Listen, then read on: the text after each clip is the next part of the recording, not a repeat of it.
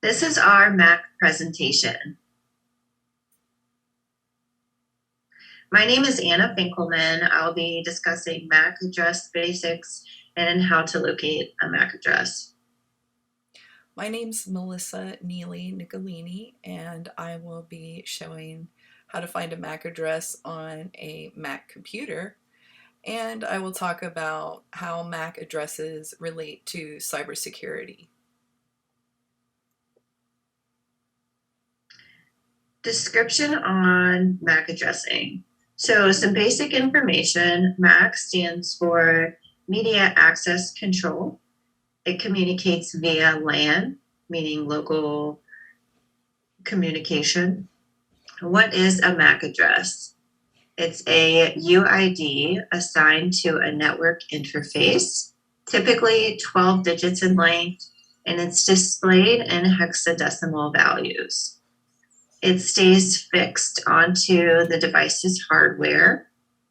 It's a physical address put onto the NIC by the manufacturer. So it's displayed in 48 bits or 6 bytes. 6 bytes times 8 bits is 48. There are two sections.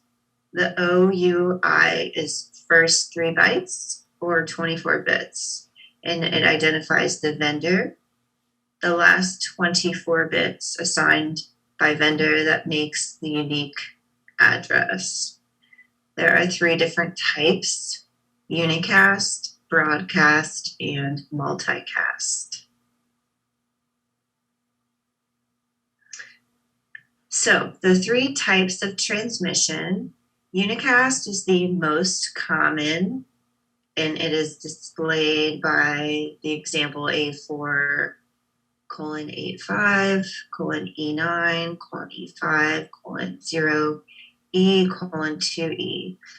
So it's only one sender and one receiver. Broadcast is displayed as all ones in binary. An example would be to have these letters like the F's displayed. It's received by each member of the same network, so it's a one-to-all, and it's sent to every device on a LAN. It's used so devices can learn more about each other. Multicast is one to several. So the way to tell the multicast ID is it begins with 01, as the example that I gave here. So those are the 3 types.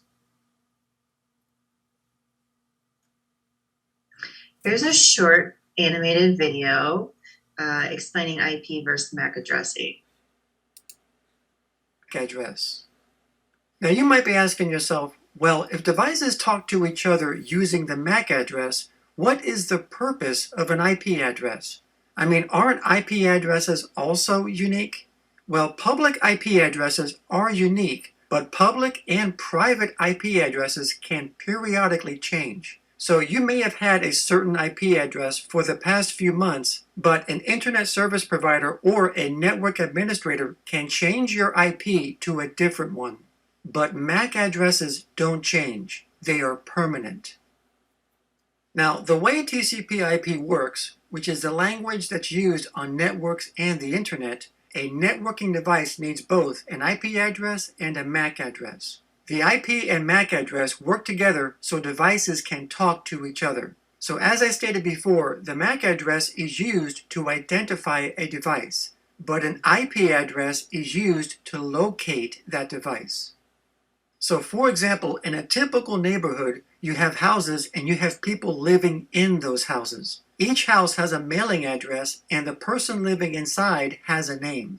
An IP address is like the mailing address of the house. The mailing address tells us what country, city, and the street of where the house is located. But it doesn't necessarily tell us who lives in the house. But a MAC address is like the name of the person. It tells us who lives in the house.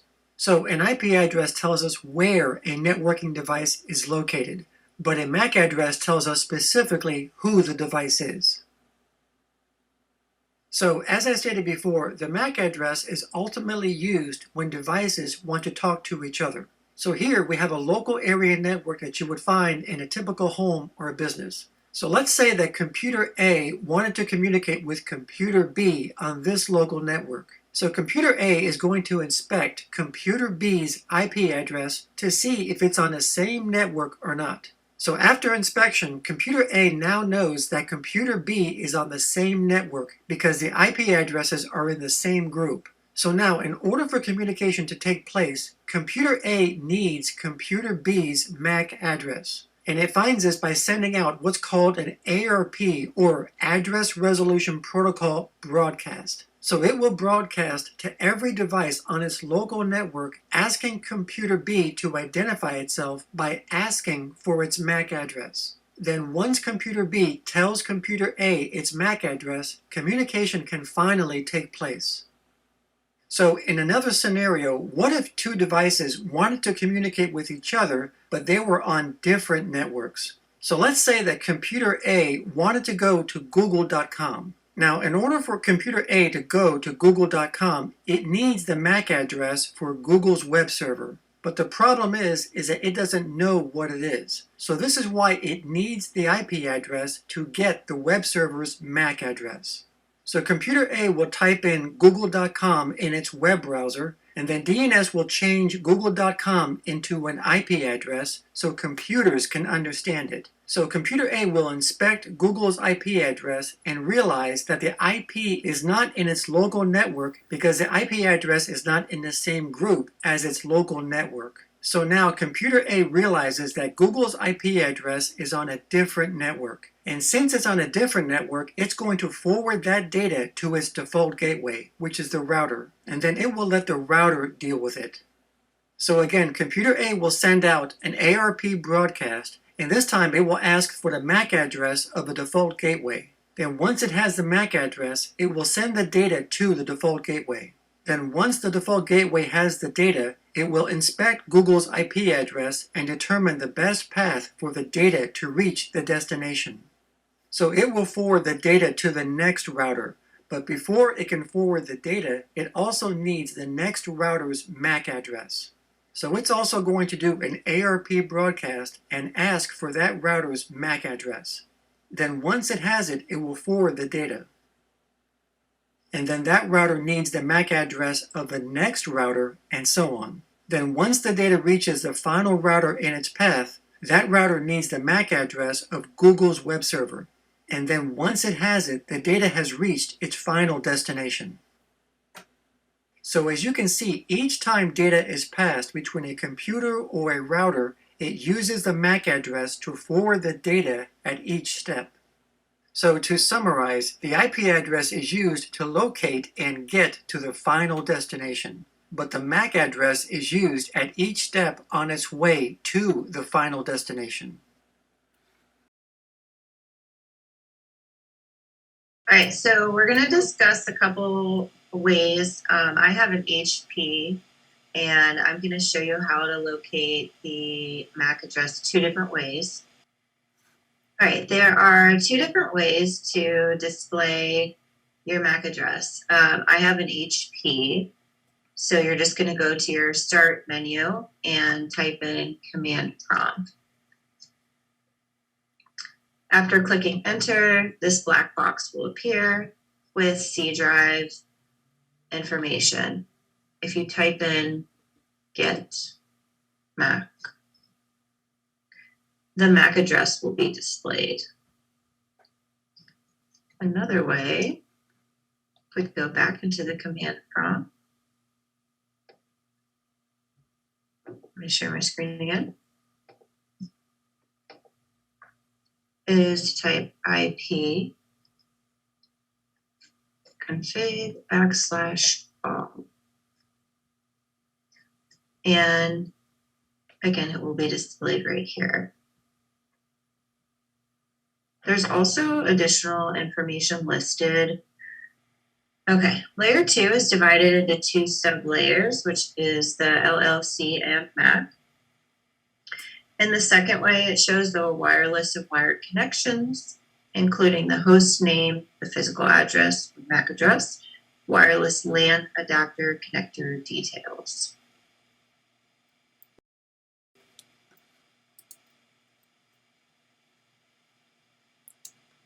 So next I'm going to show how to find the MAC address on a Mac. And so close out of this. As you can see, you would go up to the Apple icon and go to System Preferences, and then go to Network, and then to Advanced, and then to Hardware, where you will find the MAC address here.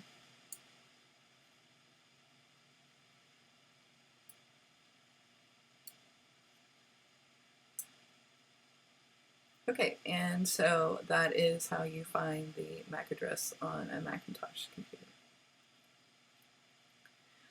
So now we're going to talk about how the MAC address relates to cybersecurity issues.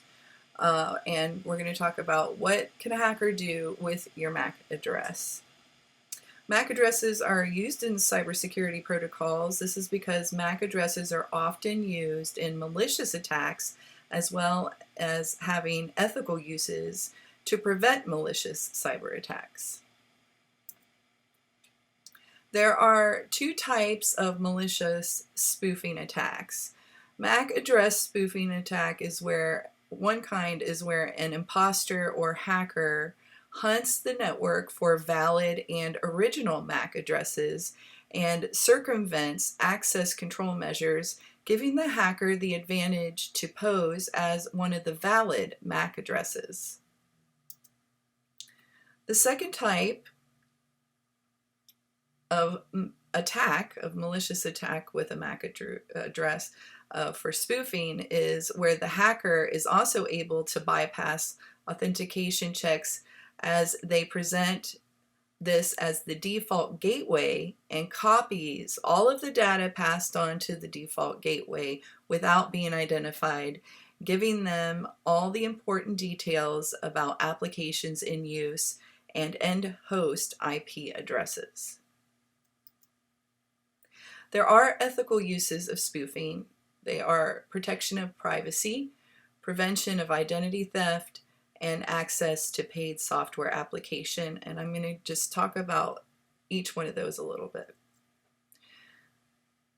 Since MAC addresses are passed over open or public WLAN or LAN networks, it's unencrypted, giving away the details of devices that are registered in that network and respective hardware addresses. In order to prevent the easy availability of this information, some users mask the address to protect their privacy. However, it's also been noted that hackers use the same reason to hide their identity and surf anonymously for illegal activities. The second reason is prevention of identity theft. Many administrators and IT teams use security measures to guard IT systems from internal and external hazards by restricting access to the LAN to authorized devices. At the network stage, connecting factors such as Ethernet switches by way of port security enables to filter network data passage on the OSI layer 2. Using the technique of whitelisting, if there is an unknown address, it is automatically blocked. MAC filters are also used to restrict access by WLAN networks. The third reason is access to paid software applications. MAC address spoofing is also done to reproduce an authorized device to get access to paid software applications or online services. But sometimes it is misused by some people who rewrite or mask their MAC address to the one given in the license agreement of the paid software to use so they can use the software. The software or online service provider could always deem this type of MAC spoofing as deceptive use of services and take legal recourse. So how to prevent MAC spoofing? Spoofing a MAC address doesn't go around all the network, and hence a network manager will still be able to scrutinize the traffic from the spoofed MAC address. An address that has been spoofed will end up showing traffic from two different sources concurrently. Another method would be a company device ostensibly connected to the network from another physical location on the network. It's also really important to harden the system, access points, or individual machines to prevent MAC spoofing attacks. A few ways are you can install a firewall, run a service built especially for MAC spoofing for raising protection against MAC spoofing. And there are many MAC spoofing tools that would facilitate the detection of MAC spoofing examples, such as reverse ARP, traffic analyzers, and bandwidth monitors.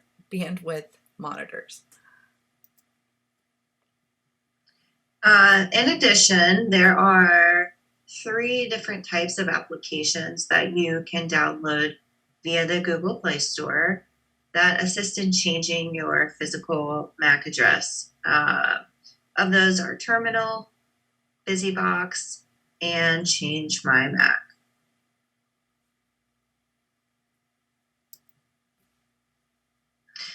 Some references that we used for our presentation are all included. General information on MAC addressing relating to cybersecurity, and the video that we incorporated into our presentation.